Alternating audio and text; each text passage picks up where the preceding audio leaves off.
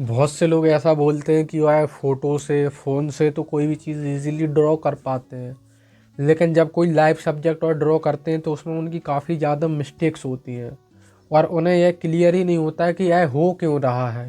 Hey everyone, this is आदर्श और आज के इस वीडियो में हम समझेंगे लाइव ड्राइंग के बारे में। लाइव ड्राइंग सुन के मोस्टली लोग सोचेंगे कि यार इसमें क्या सिखाने वाला है, जैसे कि हम फ़ोन से ड्रॉ करते हैं या प्रिंट आउट की हेल्प से ड्रॉ करते हैं तो इसमें भी हम इजीली ही ड्रॉ कर लेंगे, कोई बड़ी बात नहीं है।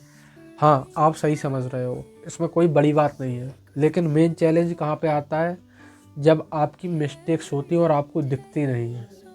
देखिए, लाइव ड्राइंग बहुत इजी सब्जेक्ट है कहने के लिए, लेकिन जब आप ड्रॉ करते हो तो वहाँ पे मेन चैलेंजेस जो आते हैं वह आते हैं एंगल्स को लेकर, प्रपोर्शंस को लेकर और उसको सिंप्लीफाई करने को लेकर।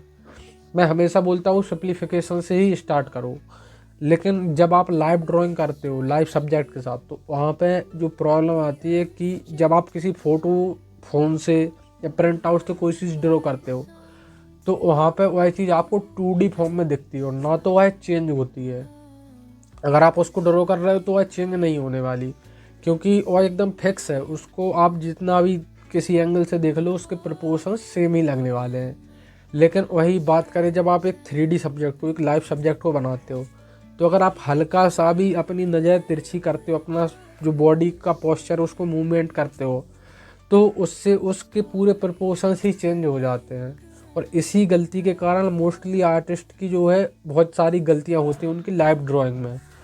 अब जैसे ये सब्जेक्ट है, इसको आप इस साइड से देखो तो प्रपोर्शंस अलग है। अब इसको मैं थोड़ा सा तिरछा कर दूँ तो प्रपोर्शंस चेंज हो गए। अब इसको मैं थोड़ा सा और तिरछा कर दूँ, फिर प्रोपोर्शंस चेंज हो गए। अब इसको थोड़ा ऐसे कर देते हैं, प्रोपोर्शंस चेंज हो गए। अब इसको मैं थोड़ा घुमा देता हूँ, प्रोपोर्शंस चेंज हो गए। तो सब्जेक्ट सेम है, बस आपका जैसे ही आपने अपनी बॉडी को मूव किया तो उसकी डायमेंशन सारी चेंज हो जाती हैं। और यही सबसे बड़ी गलती है जो मोस्टली लोग अपनी लाइव ड्राइंग में करते हैं। अब हम समझेंगे कि किस तरीके से इस प्रॉब्लम को सॉल्व करना है और कैसे आपको इसको सही तरीके से प्रैक्टिस करना है, ताकि आप इजीली लाइव ड्राइंग को बना सकें, किसी भी सब्जेक्ट को इजीली सिंप्लीफाई करके लाइव भी बना सकें। तो चलिए स्टार्ट करते हैं। सबसे पहले आपको कोई भी एक सिंपल सा सब्जेक्ट ले लेना है, या कुछ भी हो सकता है जो आपके आसपास रखा हो उसको लीजिए। और जो लाइव स्केचिंग जब हम करते हैं तो वहाँ पे कुछ बातों का ध्यान रखना बहुत ज़्यादा ज़रूरी है।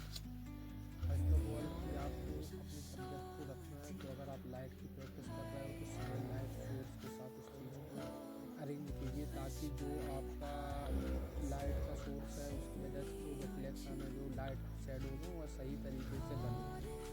तो यहाँ पे जो सामने की तरफ से लाइट पड़ रही है तो उसकी वजह से जो फॉर्म शेडो है, कास्ट शेडो क्लियरली बन रही है। और जो बहुत ही ज़्यादा इम्पोर्टेंट लाइन जो कि लाइव ड्राइंग में ज़रूरी है वह है आपकी पोजीशन। जब आप स्टिल लाइफ की प्रैक्टिस करते हो, देखिए जब आप बड़े बैकग्राउंड में जाके आउटडोर पेंटिंग्स करते हो तो वहाँ पे आप दूर से चीज़ों को बनाते हो, जिसकी वजह से प्रोपोर्शंस में ज़्यादा डिफरेंस नहीं आता है।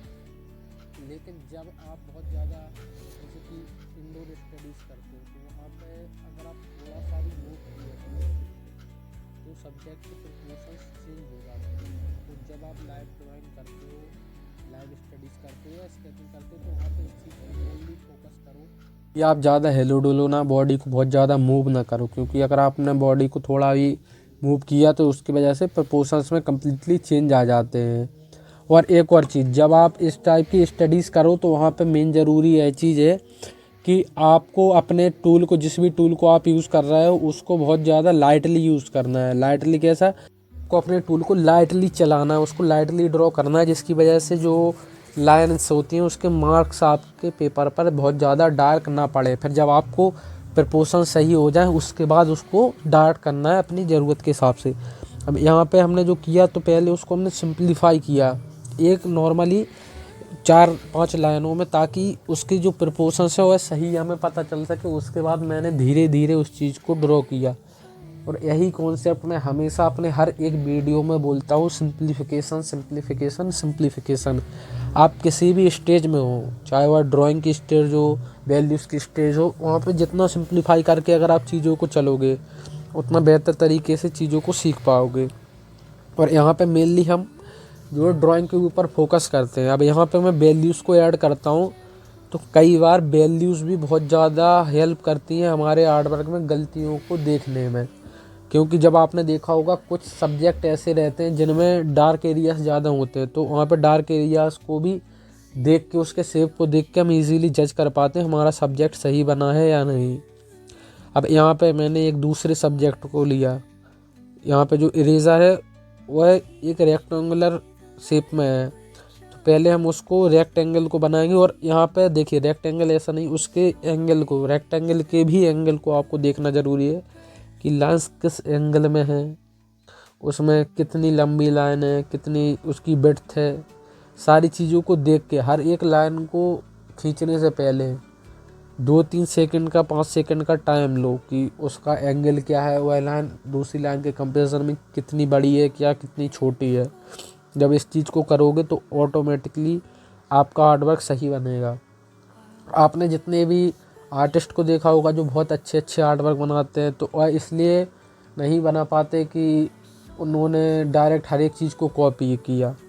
वह इसलिए बना पाते हैं कि उन्हें पता है सारे फंडामेंटली और चीज़ें देख पाते हैं कि कौन सी लाइन कितनी बड़ी है, कितनी छोटी हाइट है, कितनी विड्थ कितनी है। और अगर आप स्टिल लाइफ के साथ या किसी भी सब्जेक्ट के साथ यह चीज़ सीख गए तो इजीली आप कोई भी सब्जेक्ट, दुनिया का ऐसा कोई सब्जेक्ट नहीं है जिसको आप नहीं बना सकते। यहाँ पे आप स्टिल लाइफ बना रहे हो, वही सेम लाइन्स एक पोर्ट्रेट में यूज़ होती हैं, वही सेम लाइन्स एक लैंडस्केप में यूज़ होती हैं, वही सेम लाइन्स एक आपकी फिगर ड्राइंग में यूज़ होती हैं। इसलिए लाइन्स के एंगल्स, प्रपोर्शंस पर ज़्यादा ध्यान दीजिए। अगर बस कुछ ही चीज़ें रहती है सीखने के लिए, हम लोग देखते हैं लूमिनस मेथड, ये मेथड, वो method, line drawing, line quality कैसे इम्प्रूव करें, कलर कौन से लगाएं, ब्रश कौन से ले, इन सब चीज़ों से आपकी ड्राइंग इम्प्रूव नहीं होती।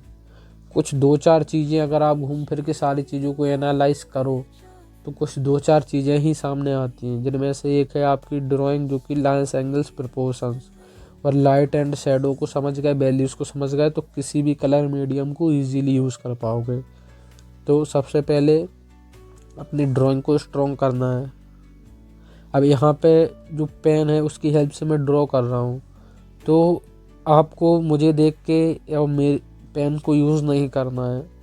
अगर आप एकदम बिगिनर हो तो पहले पेंसिल का यूज़ करो, क्योंकि पेंसिल के साथ हम बचपन से कंफर्टेबल रहते हैं और पेन के कंपैरिजन में वह ज़्यादा लाइटली चलती है, उसको हम इजीली मूव कर पाते हैं, क्योंकि उसका जो टेक्सचर होता है वह थोड़ा सॉफ्ट होता है चलने में। जबकि जब आप एक पेन को यूज़ करते हो तो पेन की आदत होती है हमारी बचपन की, उसको थोड़ा प्रेशर के साथ चलाने में, क्योंकि जब आप प्रेशर के साथ चलाते हो तो अच्छे से लिख पाते हो, सारी चीज़ें अच्छे से विजुअल रहती हैं। उसी वजह से जब आप पेन पे मूव करते हो तो पेन से भी हम बहुत ज़्यादा लाइट लाइन खींच पाते हैं, और डार्क लाइन तो कोई भी इजीली खींच पाता है। मेन चैलेंज रहता है कि जब आप लाइट लाइन खींचो, और पेन का यूज़ जब आप करते हो तो वहाँ पे फिर आप उसको मिटा नहीं सकते, जिसकी वजह से स्टार्टिंग में आपको यह कहा जाता है कि आप स्टार्टिंग से पेन का यूज़ ना करें। हालांकि एक टाइम के बाद उस चीज़ का यूज़ करना ज़रूरी है। अब यहाँ पे आप देख सकते हैं जो पहले मैंने हैचिंग करी और उसके कंपैरिजन में जो अब करी, तो उसमें देखिए आप लाइन्स में डार्कनेस का अंतर है, और यह चीज़ केवल प्रैक्टिस से ही इम्प्रूव होती है। आई होप कि आपको इन सारी चीज़ों के बारे में क्लियर हो गया होगा। तो एक ही बात जो मैं हमेशा से बोलता आया हूँ और आज भी बोलूँगा कि जब भी प्रैक्टिस करो तो सिंपल सब्जेक्ट के साथ करना, क्योंकि अगर डिफ़िकल्ट लोगे तो आपको ही प्रॉब्लम बढ़ने वाली है और साथ में आप जो चीज़ सीखना चाहते हो वह सीख नहीं पाओगे। इसलिए माइंडसेट को स्ट्रॉन्ग रखना है कि आप इस चीज़ को कर लोगे, और साथ में सिंपल सब्जेक्ट के साथ एक एक स्टेप करके अपनी डिफ़िकल्टीज़ को बढ़ाते जाना है। तो अब मिलते हैं नेक्स्ट वीडियो में, तब तक के लिए चैनल से कनेक्टेड रहिएगा।